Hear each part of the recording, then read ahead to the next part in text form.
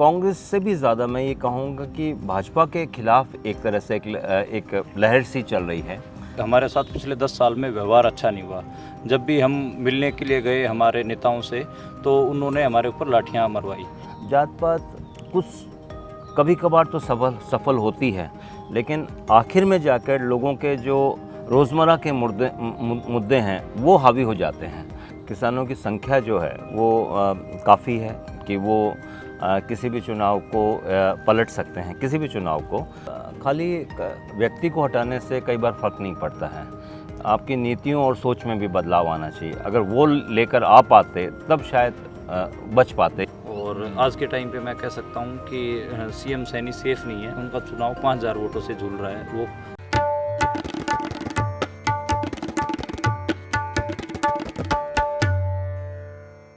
आपका स्वागत और इस्तकबाल। मैं हूं सौरभ शुक्ला। हम इस वक्त रोहतक में हैं। एमडीयू आप सब जानते हैं, महर्षि दयानंद यूनिवर्सिटी बहुत फेमस है। तमाम क्रांतिकारी लोग, बहुत बड़े नामचीन लोग यहाँ से हरियाणा में पास आउट होकर कुछ ना कुछ उन्होंने देश के लिए या अपने राज्य के लिए किया है। चुनाव प्रचार ख़त्म हो चुका है। 5 तारीख को पोलिंग है। हरियाणा में इस बार बहुत सारे वादे हुए। किसी को टिकट मिला, किसी को नहीं मिला। जिसको नहीं मिला वो बगावत कर गया। कहा जा रहा है कि कांग्रेस ये चुनाव जीत सकती है, लेकिन बीजेपी भी हार मानने वालों में से नहीं है। चाहे प्रधानमंत्री मोदी हों, योगी हों, हिमंत बिश्वा शर्मा हों, उत्तराखंड के मुख्यमंत्री पुष्कर धामी, शिवराज सिंह चौहान, उन्होंने भी पूरी ताकत ज़मीन पर लगा दी है। तो कांग्रेस ने भी अंत के 3 दिनों में राहुल गांधी और प्रियंका गांधी को यात्रा के लिए मैदान में उतार दिया। काफ़ी कुछ हुआ, तमाम आरोप प्रत्यारोप। कांग्रेस के अंदर कई खेमे हैं, उन खेमों की बातचीत सब कुछ करेंगे और कोशिश करेंगे कि बताएं, समझाएं आपको कि हरियाणा चुनाव कैसा रहा, प्रचार कैसा रहा और नतीजे कैसे रह सकते हैं। हमारे साथ एमडीयू यूनिवर्सिटी में प्रोफेसर डॉक्टर राजेंद्र शर्मा हैं, जो कि पॉलिटिकल साइंस पढ़ाते हैं और राजनीतिक और सामाजिक विषयों पर अपनी नज़र बना के रखते हैं और अपनी हिस्सेदारी भी जैसे हो सकता है इंटेलेक्चुअल लेवल पर करते हैं। और हमारे साथ वरिष्ठ पत्रकार मनदीप पुनिया हैं। मनदीप पुनिया को सब आप जानते हैं। इनका अपना जो न्यूज़ पोर्टल उसका नाम गांव सवेरा है और काफ़ी ज़मीन से इन्होंने पत्रकारिता की है, चाहे किसान आंदोलन हो या पहलवानों का आंदोलन। और लगभग इस चुनाव में इन्होंने हर विधानसभा को कवर किया है, या तो उनके पॉलिटिशियंस की को से बातचीत करके या वहाँ जा करके ग्राउंड रिपोर्ट करके। सबसे पहले प्रोफेसर साहब आपसे, हरियाणा के चुनाव को इस बार कैसे देखते हैं? क्या कांग्रेस के लिए केक वॉक है, जैसा परसेप्शन बन गया है, जैसी चर्चाएं हो रही हैं? कुछ हद तक ये लगता है, क्योंकि बदलाव नज़र आ रहा है और इसमें कांग्रेस से भी ज़्यादा मैं ये कहूँगा कि भाजपा के खिलाफ एक तरह से एक लहर सी चल रही है खिलाफ। और उसका कारण ये है कि ऐसा नहीं है कि भाजपा ने कोई काम बहुत गलत किए हों या कांग्रेस से बहुत ज़्यादा आकांक्षाएं हों लोगों की। हरियाणा की ये प्रवृत्ति रही है कि वो बदलाव चाहता है। पिछले 50 साल की अगर हम लोग राजनीति देखेंगे तो कोई दूसरी बार किसी भी राजनीतिक दल को जनता ने बहुमत नहीं दिया है। दूसरी बार अगर किसी ने सरकार बनाई है तो वो जोड़ तोड़ के बनाई है, चाहे 2009 में भूपेंद्र हुड्डा हो या 2019 में ये मनोहर लाल खट्टर जी हों। तो ये यहाँ की जनता है, ये जनता की परिपक्वता है कि वो बदलाव चाहती है। और प्रजातंत्र का मतलब यही है कि कोई राजशाही नहीं है कि कोई सत्ता में आ गया तो वो उम्र भर के लिए है। परिवर्तन ही एक तरह से प्रजातंत्र की खूबसूरती है। तो आपको लगता है कि यहाँ परिवर्तन हो जाएगा इस बार? हाँ, मुझे बिल्कुल पूर्ण तरह से। एक बात आपने कही डॉक्टर शर्मा कि बीजेपी के खिलाफ माहौल है। जी हाँ, जी हाँ। तो उसका फायदा कांग्रेस को मिल रहा है? बिल्कुल बिल्कुल बिल्कुल बिल्कुल बिल्कुल बिल्कुल। अच्छा, मैं वो जातिगत पॉलिटिक्स में आऊँगा। पहले ओपनिंग कमेंट्स मनदीप से भी ले लेते हैं। मनदीप, आप इतना घूमे, मैं देख रहा था आपने अभय चौटाला, विनेश फोगाट, किरण चौधरी, सारे बड़े प्लेयर्स, छोटे प्लेयर्स, जितने भी प्लेयर्स हैं उनके इंटरव्यू किए, आपने ग्राउंड रिपोर्ट की। क्या आपका एनालिसिस है इस चुनाव के बारे में? देखिए, इसमें ये है कि हरियाणा की जो जनता है उसमें एक नैरेटिव घर कर गया है। और जो नैरेटिव घर कर गया हरियाणा की जनता में वो ये है कि हमारे साथ पिछले 10 साल में व्यवहार अच्छा नहीं हुआ। जब भी हम मिलने के लिए गए हमारे नेताओं से तो उन्होंने हमारे ऊपर लाठियां मरवाई। तो उसमें किसान वर्ग है, आंगनवाड़ी वर्कर, आशा वर्कर्स, मजदूर, यहाँ तक कि जो सरपंच थे, सरपंच भी डिमांड लेकर गए थे, उनके ऊपर भी लाठियाँ चली। तो हरियाणा में व्यवहार को लेकर बड़ी बात होती है कि आप कोई काम करें या ना करें, लेकिन व्यवहार आप सौम्य रखें, इज्जतफुल चाहिए। इज्जतफुल चाहिए। तो इज्जत का एक हिसाब से तमाशा बनाया गया, तो उससे लोगों को परेशानी है। लोग चाह रहे हैं कि जो हमारी इज्जत नहीं कर सकता उनको हम नहीं रखेंगे, और यही एक नैरेटिव है जो लोगों में ज़्यादा काम कर रहा है बीजेपी के खिलाफ। ये कह रहे हैं कि ये बड़ा आसमान में थूकते हैं, अब इनको दिखाएंगे कि क्या मामला है। तो हरियाणा में चुनाव ना मैंने कई बार देखा है। 2009 से मैं लगातार हरियाणा के चुनाव देख रहा हूँ।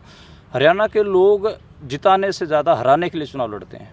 वो बोलते हैं कि इसकी रड़क काटनी है। रड़क काटनी मतलब ये एक हरियाणवी वो है, मुहावरा है। रड़क काटना होता है कि इसकी जो अकड़ है उसको तोड़ना है, उसकी जो रीढ़ है ये लोगों के सामने खाम खा तना रहता है ये वो। और उसमें कई और रूरल मुहावरे हैं। इसकी गर्दन में सरिया है, गर्दन में गाटर है। मतलब सरिया उसको बोलते हैं जिसकी कम झुक नहीं सकता है। हाँ, जिसके कम अकड़ है, जिसके गाटर थोड़ा चौड़ा होता है सरिये से। गाटर उसके बोलते हैं जो बिल्कुल ही एकदम से बिल्कुल नहीं झुकता है, तो उसके लिए तो रड़क निकालते हैं। तो रड़क निकालने वाला चुनाव है तो ये चुनाव मतलब अकड़ निकालनी है, बीजेपी की अकड़ निकालनी, ये चुनाव, ये माहौल है। हाँ, ये माहौल है। सर ये बताइए कि जैसे मनदीप कह रहे हैं कि बीजेपी की अकड़ निकालने वाले चुनाव है। नंबर्स पे हम लोग बाद में आएंगे, लेकिन क्या बीजेपी के लिए कोई उम्मीद नहीं है? क्योंकि हमने देखा है, भले ही देखिए 2014 में जब बीजेपी आई और 2019 में भी सिंगल लार्जेस्ट पार्टी बीजेपी रही, 90 में उनको 41 सीटें मिली, उन्होंने जीती, फिर उन्होंने जेजेपी को साथ लिया, वो अलग बात है। लेकिन सिंगल लार्जेस्ट पार्टी थी, तो बीजेपी के लिए शायद वो नॉन जाट बनाम नॉन जाट का फॉर्मूला हो या प्रधानमंत्री मोदी का चेहरा हो, वो काम करता रहा है। क्या इस चुनाव में करेगा वो काम? नहीं, इस चुनाव में इसलिए नहीं करेगा कि ये चुनाव साधारण चुनाव नहीं है। एक साधारण चुनाव है जिसमें जात पात भी चलती है और दूसरे मुद्दे भी चलते हैं। वो इस तरह की बातें नज़र नहीं आ रही हैं। और जात पात कुछ कभी कभार तो सफल होती है, लेकिन आखिर में जाकर लोगों के जो रोज़मर्रा के मुद्दे हैं वो हावी हो जाते हैं। अब चाहे वो बेरोज़गारी का हो, चाहे वो रोज़गार का हो, चाहे वो व्यापार का हो, चाहे वो महंगाई का हो, चाहे वो गरीबी का हो, आखिर में जाकर जनता इन मुद्दों पर आ जाती है। और उस समय जब ये मुद्दे हावी हो जाते हैं तब फिर जात पात जो है वो पीछे रह जाती है। ये मेरा मानना है। जैसे मनदीप कह रहे हैं ये अकड़ निकालने वाला चुनाव है, लोगों के दिमाग में कि भाई बीजेपी की अकड़ निकालनी है, तो क्या वो अकड़ निकालने वाली शायद बात हो एक, लेकिन क्या इसके अलावा एक बहुत बड़ा मुद्दा किसान आंदोलन भी है। लोगों को किसानों को लगा कि नहीं, ये हमारी सरकार नहीं है, तो किसान आंदोलन आज 3 साल बाद भी उतना ही रेलेवेंट है जितना 3 साल पहले था। और अभी भी हरियाणा और पंजाब बॉर्डर पे किसान बैठे ही हुए हैं और किसानों को हरियाणा से बॉर्डर जाने नहीं दिया गया। जब ये आंदोलन जनवरी में शुरू हुआ था तो बहुत प्रिवेंटिव डिटेंशन हुए, लोगों को रोका गया, महापंचायतें ने बहुत काफ़ी बल प्रयोग किया। क्या वो एक बहुत बड़ा मुद्दा है इस चुनाव में? नहीं, देखिए किसानों की संख्या जो है वो काफ़ी है कि वो किसी भी चुनाव को पलट सकते हैं, किसी भी चुनाव को। इसके साथ साथ जो दूसरे जो मुद्दे हैं, जिसमें युवाओं में बेरोज़गारी का मुद्दा जो है वो एक बहुत भयंकर मुद्दा है, महंगाई का जो मुद्दा है, कर्मचारियों में ओल्ड पेंशन स्कीम का जो मुद्दा है, इस तरह के जो मुद्दे हैं वो सब मिलकर कोई एक मुद्दा कई बार नहीं भारी पड़ पाता है, लेकिन ये सारी बातें एक साथ जब हो जाती हैं तब वो किसी भी राजनीतिक दल के लिए बहुत घातक सिद्ध होती हैं। जैसा कि इस चुनाव में लग रहा है कि भाजपा के लिए ये सारे मुद्दे जिनकी उन्होंने अनदेखी करी, वो मुद्दे अब भारी पड़ते नज़र आ रहे हैं। ये मुद्दे भारी पड़ते नज़र आ रहे हैं। मनदीप ये बताइए, अब हम लोग पॉलिटिकल बातें शुरू करते हैं थोड़ी सी। ये तो हम लोगों ने ओवरव्यू दिया अपने दर्शकों को। आपको बता दें कि हरियाणा में लोकसभा चुनाव जो हुए 2024 में, उसमें 10 सीटें हैं हरियाणा में। 5 सीटें कांग्रेस ने जीती और 5 सीटें बीजेपी ने जीती, जबकि 2019 में 10 की 10 सीटें बीजेपी ने जीती थी। लेकिन हरियाणा में शायद वो एक एग्जिट पोल की तरह थे लोकसभा चुनाव, लेकिन फिर भी बीजेपी ने 5 सीटें जीती। क्या बीजेपी, जो सवाल किया, बीजेपी के लिए बिल्कुल ही लॉस बैटल है? उन्होंने मनोहर लाल खट्टर बहुत अनपॉपुलर हो गए थे, उनको सीएम पद से हटाया, नायब सिंह सैनी को लेकर के आए, और कुरुक्षेत्र वगैरह हम भी गए, वहाँ लोगों ने कहा कि भाई हमारी तरफ की पहली बार सीएम बना है, वरना हमेशा दूसरी तरफ का, रोहतक का या भिवानी का, उस तरफ का सीएम बनता रहा है। इस बार हमें पहली बार सीएम दिया है। तो नायब सिंह सैनी को लाने में देर कर दी बीजेपी ने, या फिर अभी भी कुछ बचा है बीजेपी के लिए चुनाव में? अच्छा, बीजेपी के लिए जो कुछ बचा है उसके बारे में अगर आपको समझना है तो आपको हरियाणा को एक बार ज्योग्राफिकल 3 हिस्सों में तोड़ दीजिए। दिल्ली से 3 सड़कें निकलती हैं, एक मुंबई के लिए जाती है जो राजस्थान के जयपुर शहर से होकर जाती है, NH8 जिसको बोलते हैं, तो उसको दक्षिण हरियाणा मानिए। एक सड़क निकलती है बहादुरगढ़ से डबवाली तक जाती है, डबवाली से वो पंजाब में एंटर कर जाती है, तो सेंट्रल हरियाणा की सड़क मानिए। एक जर्नैली सड़क है जो इब्राहिम लोदी और मुग़ल काल में डेवलप हुई, और उसको GT रोड, वो आप सोनीपत से निकलती है और वो पेशोर तक जाती है आप, लेकिन इंडिया की हद तक माने तो उसको दिल्ली अमृतसर हाईवे मानिए। 3 लोकेशंस हैं। पिछली बार 2019 में जो बीजेपी सर्वाइव किया, 40 सीटें उसकी जो आई, 41 सीटें, वो बेसिकली दक्षिण हरियाणा और जो GT रोड बेल्ट है उससे आई थी। सेंट्रल हरियाणा 2019 में भी साफ हो गया था। और दक्षिण हरियाणा में और GT रोड वाली कुछ सीट्स बताइए, कुछ ज़िले बताइए, ताकि हमें दर्शकों को पता हो। अच्छा, GT रोड बेल्ट पे सोनीपत, पानीपत, करनाल, कुरुक्षेत्र, अम्बाला ये ज़िले पड़ते हैं। और जो दक्षिण हरियाणा, साउथ हरियाणा जिसको बोल रहे हैं, जो कि दिल्ली जयपुर हाईवे पे पड़ते हैं, तो उसमें फरीदाबाद, पलवल, गुड़गांव, रेवाड़ी, महेंद्रगढ़ ये ज़िले, तो इन ज़िलों ने मिलकर बीजेपी के अंदर जान फूकी थी। अब की बार जो सबसे बड़ा डेंट है वो उनको GT रोड बेल्ट पे हो रहा है, क्योंकि किसान आंदोलन हुआ तो जो अम्बाला लोकसभा और कुरुक्षेत्र लोकसभा की 18 विधानसभा सीटें हैं उन पे सबसे ज़्यादा डेंट बीजेपी को लग रहा है। और जो रूरल हरियाणा है उसमें, जो सेंट्रल हरियाणा जो कह रहा हूँ मैं, उसमें तो पहले भी डेंट था। पिछली बार भी 46 सीटों में से जो बीजेपी सिर्फ 5-6 सीटें ही जीत पाई थी, और अब की बार भी लग रहा है कि वही रिजल्ट रिपीट होगा। लेकिन GT रोड बेल्ट पे जो जिस 2 टांगें हम मान के चलें कि एक तो जयपुर वाले NH8 और जो GT रोड पे के दम पे जो खड़ी थी, तो जो GT रोड वाली टांग है इस बार वो कटने जा रही है। और जो एक हिसाब से कहें कि NH8 वाली जो साउथ हरियाणा में भी हाफ होने जा रही है। बेसिकली कांग्रेस इसी टैक्टिस पे काम कर रही थी कि साउथ हरियाणा हाफ, बाकी का साफ, तो वो होता दिख रहा है। और बीजेपी का आप यकीन, मतलब किसी को यकीन नहीं होगा कि बीजेपी अंडर 25 या अंडर 20 परफॉर्म कर सकती है। मतलब 25 सीटों है ना, मतलब 90 में से 25 सीटों से भी कम रह सकती है। कम रह सकती है। 20-22 का आकलन बड़ा आम चलता है कि 20 या 22 सीटों पे ही सिमट जाएगी बीजेपी। 20 और 22 सीटों। अगर मान लीजिए सर, एक हाइपोथेटिकल बात करते हैं कि बीजेपी 1.5 साल 2 साल पहले खट्टर साहब को हटा के नायब सिंह सैनी को बना देती मुख्यमंत्री, क्या कुछ फ़र्क पड़ता है? देखिए, खाली व्यक्ति को हटाने से कई बार फ़र्क नहीं पड़ता है। आपकी नीतियों और सोच में भी बदलाव आना चाहिए। अगर वो लेकर आ पाते तब शायद बच पाते इस ये जो विरोध की जो लहर चल रही है।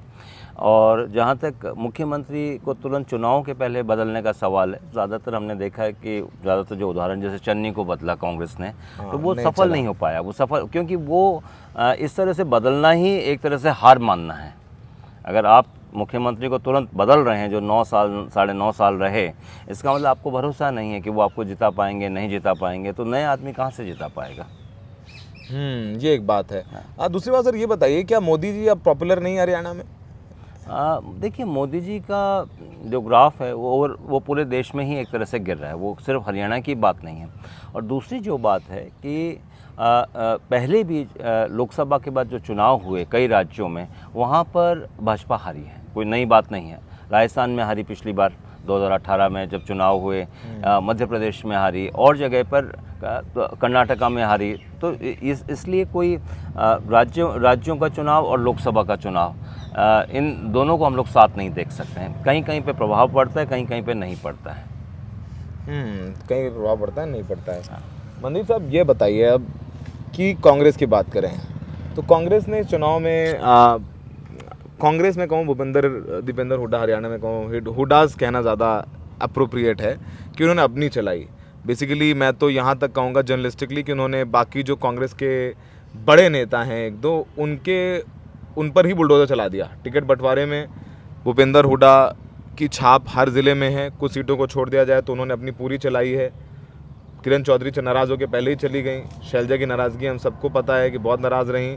उस दिन हम और आप साथ में ही थे जब हम लोगों ने इंटरव्यू किया। उस दिन कुमारी शैलजा का आपने से भी बात हुई, हमसे भी बात हुई। वो हिसार में राहुल गांधी रैली करने गए। हिसार जो उनका गृह जनपद कह लीजिए, वो मंच पर नहीं जाती हैं।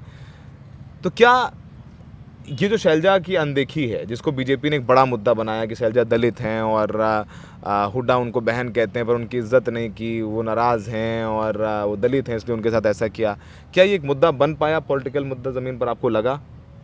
देखिए, जो ये चुनाव है इसमें जो कांग्रेस की इंटरनल पॉलिटिक्स रही है उसका बहुत ज़्यादा असर तो ग्राउंड पे नहीं है, क्योंकि इंटरनल पॉलिटिक्स पर ये ज़रूर बात है कि इंटरनल पॉलिटिक्स जो कुछ हुड्डा कर रहे हैं उसमें जो अलग अलग समुदाय के नेता हैं, अब मान लीजिए कि हुड्डा ने 2014 से पहले राव इंद्रजीत के साथ राव इंद्रजीत को कांग्रेस में आइसोलेट करने की कोशिश की, उनको खुडे लाइन लगाने की कोशिश की। उसका असर ये हुआ कि वो बीजेपी में चले गए और उनके साथ साथ जो अहीर समुदाय था हरियाणा का वो भी साथ चला गया। आज के टाइम पे साउथ हरियाणा में कांग्रेस अपने पैर नहीं लगा पा रही है। तो ये मामला है, जब आप किसी लीडर को आइसोलेट करते हो इंटरनल पॉलिटिक्स में तो उसके साथ उनके जो सामाजिक वर्ग है, खासकर मैं कह सकता हूँ कि उत्तर भारत में तो ज़रूर वो भी आपसे छिटकता है। अगर शैलजा को आइसोलेट करने की कोशिश की गई है और आगे भी की जाएगी तो उनके जो समाज है, जो दलित समाज है, उसमें एक निराशा तो पसरेगी। पर दूसरी तरफ भी जो संविधान का मुद्दा है, राहुल गांधी जब हरियाणा में एंटर करते हैं और वो संविधान की किताब ऐसे उठा के दिखाते हैं तो दलित वोट बैंक उसके चिपकता है। उनको पता है कि थोड़ी हमारी बड़ी लड़ाई है, एक बार के लिए कुछ चीज़ें नेगलेक्ट की जा सकती हैं। पर मुझे लगता है कि इन चीज़ों को समझना चाहिए। किसी भी अगर वंचित वर्ग का आगू को, उसके नेता को अगर आइसोलेट किया जाता है तो उसके साथ जो वर्ग है, वो पूरा वंचित वर्ग है, उस सारे के दिमाग में पसरता है कि हमारे नेता को, हमारे आदमी को पीछे हटाया गया है। तो ये मामला हालांकि इंटरनल पॉलिटिक्स कांग्रेस की इतना प्रभावी बन नहीं पाई। बीजेपी के मुंह से वो अच्छा इसलिए नहीं लगा क्योंकि बीजेपी को अगर दलितों की इतनी फिक्र होती तो वो दलित सीएम अनाउंस कर देते कि हम चुनाव जीतने के बाद दलित सीएम बनाएंगे। ऐसा तो उन्होंने किया नहीं। फिर वो किस मुंह से कह रहे हैं कि कांग्रेस दलितों को सीएम नहीं बनाना चाहती? अरे आप भी तो नहीं बना रहे ना, आप भी तो नहीं बनाना चाहते। आपके पास 2 बार से सत्ता थी, आपने कौन सा बना दिया? शायद यही वजह है कि राहुल गांधी जब आए तो एक हाथ भूपेंद्र हुड्डा का पकड़ा, एक हाथ कुमारी शैलजा का, और दोनों का हाथ मिलवाया मंच पर। शैलजा को पूरा सम्मान देने की कोशिश की, मंच पर अपने साथ रखा उन्होंने अपनी पहले दिन की यात्रा में और रैली में भी। सर, अब कुछ सीटों के बारे में बात करते हैं। इस बार चुनाव में जैसे विनेश फोगाट एक बहुत बड़ा फैक्टर हो गई हरियाणा के चुनाव में। मैं देख रहा था कांग्रेस जा जाके पहलवानों का अपमान, मतलब हर कांग्रेस का नेता अपनी रैलियों में पहलवानों के अपमान की बात करता है। विनेश चुनाव लड़ रही हैं। विनेश के चुनाव लड़ने से अपनी सीट जहाँ से लड़ रही है, जुलाना सीट है, जहाँ हम भी गए, में लगता है कि उनको कोई प्रॉब्लम नहीं होनी चाहिए। विनेश कितना बड़ा फैक्टर हो गई इस चुनाव में? देखो, विनेश खुद अकेले में कोई इस तरह का फैक्टर नहीं है, लेकिन जो एक पूरा संकेत गया है पिछले कुछ सालों में कि सरकार अवहेलना कर रही है या जिसको हम लोग कह रहे हैं इज्जत नहीं कर रही है, उस तरह की जो बातें हैं, वहाँ पर ये एक मैसेज जाता है। उसमें विनेश सिर्फ एक पहलवान ही नहीं है, महिला भी है, दोनों चीज़ जाती है। क्योंकि विनेश के साथ महिला पहलवानों का मुद्दा था जो देश भर में छाया रहा कि किस तरह से जो हमारा खेलों से जो संबंधित प्राधिकरण है उसमें किस तरह का एक तरह से भ्रष्टाचार है, किस तरह से इन खिलाड़ियों का शोषण है, उस तरह के मुद्दे आए। और विशेषकर हरियाणा जैसे समाज में जहाँ पर कि खेलों को आज के दिन बहुत प्राथमिकता दी जाती है और लोग ये भी मानते हैं कि खेलों के माध्यम से वो अपना जीवन ठीक कर सकते हैं, क्योंकि ज़्यादातर जो ये पहलवान हैं ये लोग निम्न वर्गों से आए हैं, कोई बहुत रईस परिवारों से नहीं आए हैं।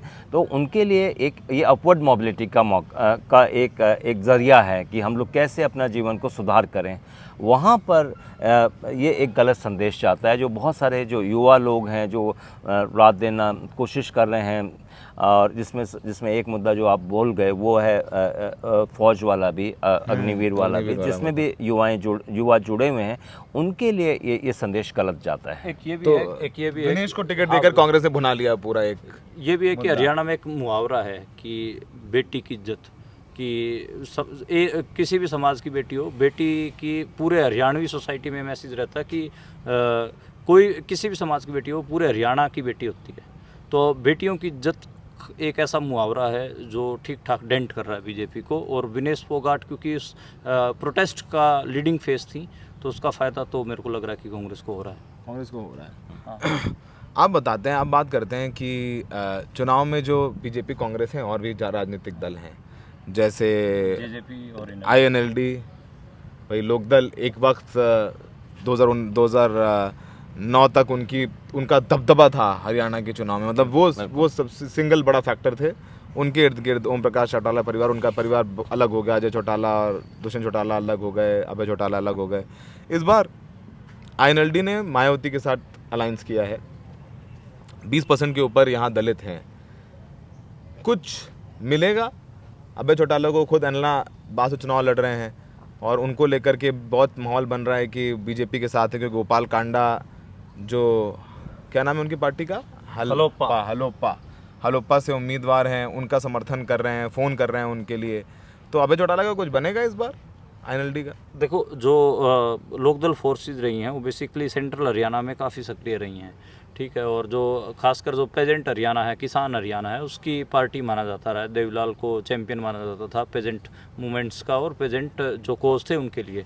लेकिन जो ये स्पेस है ये सारा 2014 के बाद सिकुड़ता चला गया। परिवार में 2019 में टूट आई और उसके बाद 2019 में दुष्यंत चौटाला का बीजेपी के साथ जाना, वो सेंट्रल हरियाणा को या पेजेंट हरियाणा को कम से कम खला।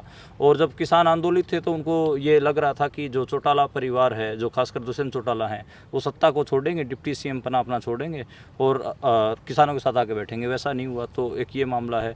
दूसरा, अभय चौटाला ने नो डाउट अपने विधायकी से इस्तीफा दिया, लेकिन उसके बाद जो घटनाक्रम है उसमें जैसे गोपाल कांडा वाला ही है। गोपाल कांडा बीजेपी से मिले हुए हैं, बीजेपी ने उनके लिए अपना कैंडिडेट का नॉमिनेशन वापस करवा दिया और उसके लिए अभय चौटाला वोट मांग रहे हैं। इसका मैसेज गलत गया, नहीं तो इन्हें लोग कम से कम 10 से 12 सीटों पे आज के टाइम पे स्ट्रॉन्ग थी। आज अब भी जो इंडियन नेशनल लोकदल है वो 5 से 6 सीटें लेके आएगी। एक ये था कि अब की बार चलो नेशनल। कौन कौन सी सीटें हैं जो आईएनएलडी जिसमें स्ट्रांग आपको लगती है? अभी के लिए डबवाड़ी, रानिया, एलनाबाद, तिगांव और अटेली और बरवाला, नरवाना, ये ऐसी सीटें हैं जहाँ पे अच्छी फाइट, और यमुनानगर, ये ऐसी सीटें हैं जहाँ पे बहुत अच्छी फाइट इनेलो दे रही है। एलनाबाद से खुद अभय चौटाला लड़ रहे हैं। हाँ, और बरवाला में मैंने आपका इंटरव्यू देखा था, जो संजना सातरोड लड़ रही हैं, क्योंकि वहाँ से शैलजा जी के करीबी टिकट मांग रहे उनको नहीं मिला। तो वो कांग्रेस का जो काडर है वो बहुत खुश नहीं है जो मौजूदा टिकट दिया गया है उससे। नहीं, वो भी नहीं चक्कर है। दूसरा, जो कांग्रेस ने टिकट दिया है रामनिवास घोडेला का को, उनका सीडी कांड में नाम था। बेसिकली एक हरियाणा में कांड हुआ था जिसमें सीएलयू ज़मीन का जो पर्पस होता है उसको बदलने के लिए पैसे रिश्वत मांगी गई थी, तो उसमें रामनिवास घोडेला भी थे। तो वहाँ पे हिसार है, जींद है, ये पेजेंट बेल्ट है। किसान आंदोलन बहुत मजबूत था, बरवाला से सबसे ज़्यादा किसान थे आंदोलन में, तो उसी में ऐसे आदमी को दे दिया जो किसानों की ज़मीन के लैंड यूज़ बदलने के पैसे मांग रहा है।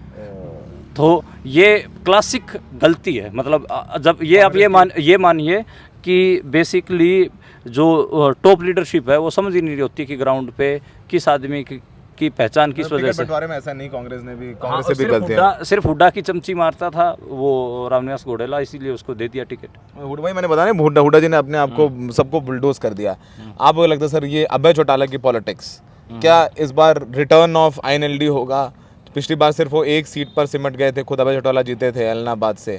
तो क्या इस बार आईएनएलडी जिनके साथ अलायंस है बीएसपी का, मायावती भी खूब मेहनत करी, उन्होंने खूब कई रैलियां की हैं, आकाश आनंद कर रहे हैं, इस बार बसपा और आईएनएलडी ने ज़मीन पर मेहनत करते हुए नजर आए वो लोग, कुछ बनेगा, कुछ मिलेगा इनको, क्या फैक्टर रहेंगे? मुझे उम्मीद नहीं है। उसका कारण ये है कि हम लोग जो क्षेत्रीय दल हैं, अगर उनके इतिहास को थोड़ा सा देखें और पूरे देश के संदर्भ में समझें तो उसे हमें थोड़ी समझ आएगी कि भारतीय जनता पार्टी ने पिछले 20-25 सालों में कई क्षेत्रीय दलों के साथ समझौता किया, चाहे वो शिवसेना के साथ हो महाराष्ट्र में, चाहे असम गण परिषद के साथ हो, चाहे बीजू जनता दल के साथ उड़ीसा में हो, शुरू में ममता बनर्जी के साथ भी, और इसी तरह से कर्नाटका में जेडीयू के साथ हो। और धीरे धीरे एक सोची समझी रणनीति के तहत बीजेपी जो है इन सब जो क्षेत्रीय दल हैं इनको खा गई। और हरियाणा में भी यही हुआ कि हरियाणा में जब भाजपा की सरकार आई 2014 के पहले, वो हमेशा लोकदल के कंधों पर आई। उसमें यानी उसका जो एक छोटा पार्टनर था वो बीजेपी थी। और धीरे धीरे जो देश में और जो क्षेत्रीय दलों की हालत हुई वही हालत लोकदल की हरियाणा में हुई कि जो लोकदल की जगह थी उसमें भाजपा आ गई। यानी कांग्रेस के विरोध में कभी कोई बात चलती थी तो भाई दूसरा राजनीतिक दल कौन सत्ता में आएगा, तो वो लोकदल होता था कांग्रेस के विरोध में। अब कांग्रेस के विरोध में अगर कोई सत्ता दल आएगा तो वो भाजपा आएगी। तो ये बात हम लोगों को समझनी चाहिए, इसलिए वो जगह अब बहुत सिमट गई हैं। अब अगर चौटाला और समझें कि हम वापस वैसे के वैसे आ जाए, नहीं, अब सबका अपना सिर्फ अस्तित्व बचाने की लड़ाई है। किसी तरह से जो उनका गृह क्षेत्र है उसमें जो 2-4 सीटें मिल जाएं, जो पहले पूरे हरियाणा के ऊपर एक तरह से तय करते थे हरियाणा की राजनीति, अब वो अपनी अस्मिता बचाने में लगे हुए हैं। अपने अस्मिता बचाने लगे, बस इतना ही। चलिए कुछ बड़े कैंडिडेट्स की बात करते हैं। दुष्यंत चौटाला चुनाव जीत सकते हैं, उचाना से लड़ रहे हैं। उनके अगेंस्ट ब्रिजेंद्र सिंह हैं, कांग्रेस के पूर्व सांसद चौधरी वीरेंद्र सिंह के बेटे हैं, छोटू राम के परिवार के हैं। दुष्यंत चौटाला खुद चुनाव जीत पाएंगे अपना, क्या लगता है आपको? नहीं जीत पाएंगे और चौथे नंबर पे भी रह सकते हैं। वहाँ पे जो निर्दलीय कैंडिडेट हैं वो भी अचंभित कर सकते हैं। बाकी ब्रजेंद्र आज के टाइम पे थोड़ा आगे दिख रहे हैं। दुष्यंत चौटाला पूर्व उप मुख्यमंत्री, जेजेपी के पूर्व उप मुख्यमंत्री और जेजेपी के सर्वा प्रैक्टिकली कह लीजिए चुनाव हार जाएंगे। जी चुनाव हार जाएंगे। जेजेपी को कोई सीट नहीं मिलेगी हरियाणा में। जेजेपी के लिए जो रूरल जो लोग हैं वो मुहावरे घड़ रहे हैं कि ये जमानत जब्त पार्टी हो गई। अच्छा, जेजेपी जमानत जब्त पार्टी, ये बढ़िया है चुनाव में। अच्छा, सेकंड एक बहुत इंटरेस्टिंग है तो शाम की सीट, जहां से किरण चौधरी छोड़कर बीजेपी आ गई हैं राज्यसभा सांसद। उनकी बेटी श्रुति चौधरी लड़ रही हैं और श्रुति चौधरी के अगेंस्ट उन्हीं के कज़न अनिरुद्ध लड़ रहे हैं। दोनों ही पूर्व मुख्यमंत्री बंसीलाल के परिवार हैं, पोते और पोती हैं। उस सीट पर आपको क्या लगता है? उसमें अनिरुद्ध चौधरी बाजी मार जाएंगे। उसका एक रीज़न ये है कि अनिरुद्ध चौधरी ने अपने आप को इस बार बहुत साइलेंट रखा है, और दूसरा ये है कि जो तोशाम है वो भी किसान आंदोलन में सक्रिय बेल्ट थी। किरण चौधरी अगर इंडिपेंडेंट खड़ी कर देती अपने बेटे को, बीजेपी टिकट ना लेके आती, तो किरण चौधरी बहुत मजबूत होती। जो वो खाटी किसानी बेल्ट में बीजेपी के सिंबल के ऊपर बटन दबाने में किसानों को दिक्कत हो रही है, इसलिए अनिरुद्ध चौधरी को एक बेनिफिट मिलेगा। विनेश फोगाट, मैं अभी सर से भी पूछूंगा कुछ नाम। विनेश फोगाट चुनाव जीत जाएंगे, कोई प्रॉब्लम नहीं? जीत जाएंगे। 30,000 मार्जिन रहेगा। 30,000 तो बहुत बड़ा मार्जिन बड़ा मार्जिन रहेगा। कुछ बड़ी जीतों में से आपको लग रहा हो गई है? बिल्कुल बिल्कुल। एक और सीट पर मैं चाहता हूं कि आप बताएं, जो चुनाव है गोपाल कांडा वाली सीट जिस पर चर्चा कर रहे थे, सिरसा में उनके सामने गोकुल सेतिया लड़ रहे हैं। कांग्रेस ने उनको टिकट दिया है, पिछली बार इंडिपेंडेंट अच्छा चुनाव लड़े थे। गोपाल कांडा जीत जाएंगे चुनाव, ये फंसा हुआ है। गोपाल कांडा चुनाव हार रहे हैं सिरसा से। हार रहे हैं? हाँ। ये बहुत बड़ा मेजर सेटबैक होगा। किसके लिए? बीजेपी के लिए, गोपाल कांडा के लिए? बीजेपी, नेलो और हलोपा तीनों के लिए। तीनों के लिए होगा। सीएम नायब सिंह सैनी, उनके अगेंस्ट कांग्रेस के सिटिंग विधायक हैं मेवा सिंह लाडवा से। राहुल गांधी रैली करके आए, आप भी गए रिपोर्टिंग करने, हम भी गए। उस सीट पर क्या सीएम चुनाव जीत सकते हैं? क्या सीएम की सीट, खुद की सीट फंसी हुई है? फंसी हुई है। जीत और हार इनेलो के कैंडिडेट के ऊपर तय करेगा वहाँ पर। और आज के टाइम पे मैं कह सकता हूँ कि सीएम सैनी सेफ नहीं है। उनका चुनाव 5,000 वोटों से झूल रहा है। वो ऐसे कर रहा है। वो 5,000 वोट जो हैं वो आखिरी के 4 और 5 तारीख को डिसीजन लेती हैं, और आखिरी के दिनों में कांग्रेस का चुनाव उठता है। इसलिए मैं कह रहा हूँ कि सीएम सैनी का चुनाव फंसा हुआ है। सीएम सैनी का आपको सर आपको लगता है विनेश का चुनाव क्लियर है? बिल्कुल नहीं, विनेश का बिल्कुल जो रिपोर्ट्स हम लोग देख रहे हैं अखबारों में या जो हमारे दूसरे स्रोत हैं जिनसे हम पता करते हैं, उसमें बिल्कुल कोई उसमें शक नहीं है। बीजेपी की स्ट्रांग बेल्ट रही है कुरुक्षेत्र, अंबाला, और कुरुक्षेत्र में लाडवा में खुद सीएम लड़ रहे हैं। बिल्कुल। और क्या लग रहा है वहाँ से आप क्या एनालिसिस है जो आप पढ़ रहे हैं, आपके लोगों से बात हुई है? बिल्कुल देखिए, उस क्षेत्र में भी बीजेपी का जो समर्थन आधार था उसमें छेद हो गया है, और इसलिए आप किसी का भी नहीं कह सकते कि कौन जीतेगा। बिल्कुल, चाहे वो चीफ मिनिस्टर चाहे कोई हो, क्योंकि जब हवा आती है तो मैं जो सबसे अच्छा उदाहरण मानता हूँ कि जब इंदिरा गांधी चुनाव हार गई, जो इतनी सशक्त नेता थी रायबरेली से सन 77 में, तो फिर बाकी नेता तो बहुत छोटे हैं, छोट भैया हैं। आप उनके बारे में हम लोग ये कहें कि वो हारेगा जीतेगा। जब इंदिरा गांधी जैसी शख्सियत जो चुनाव हार सकती है प्रजातंत्र में, तो फिर सैनी और बाकी लोग तो बहुत छोटे हैं उस राजनीति के में कद के हिसाब से। आपको लगता है अगर वेव है कांग्रेस की तो फिर बिल्कुल आपको लगता है वेव है कांग्रेस की? बिल्कुल, बल्कि बहुत अधिक एक तरह से ये लहर लग रही थी, उसमें थोड़ा सा ठहराव मुझे लगता है। 90 में कितनी सीट्स आपको लगता है? अगर वेव है तो फिर 60 प्लस होनी चाहिए। हाँ, 60 मतलब 55 और 60 के बीच में आप मान के चलो। और अगर हवा ने सचमुच में ही अपना गति जारी रखी तो फिर आप कुछ भी नहीं कह सकते। अगर हवा आंधी हवा है, ठीक है, बिल्कुल 3 चीज़ें होती हैं, हवा, आंधी, तूफान। ठीक है, हवा है तो 55 सीटें आएंगी। 55 है। और आंधी आई तो 65 प्लस आएंगी, और तूफान है तो 70 से पार हो जाएगी। तो 70 से पार होने की भी संभावना लगती है आपको? लेकिन 55 तो मिनिमम मतलब है। जैसे कांग्रेस का चुनाव क्या है, देखो, जो कांग्रेस को थोड़ा कवर करते हैं उनको पता है कि कांग्रेस का चुनाव ट्रेडिशनली आखिरी 2 दिनों में उठता है। ठीक है, और अगर आखिरी 2 दिनों में जैसा कांग्रेस का चुनाव उठता है वैसा उठा तो मैं इसको आंधी वाली कैटेगरी में रखूंगा, ना तूफान में ना हवा में। और आंधी वाले मामले में 65 प्लस हो सकता है। आंधी वाले चुनाव में 65 प्लस हो सकता है। राव इंद्रजीत, कई जो राजनीतिक परिवार हैं उनके भी साख का चुनाव है। राव इंद्रजीत अपनी बेटी को चुनाव लड़ा रहे हैं। राव आरती, हाँ, राव आरती नाम है। राव जी केंद्रीय मंत्री भी हैं।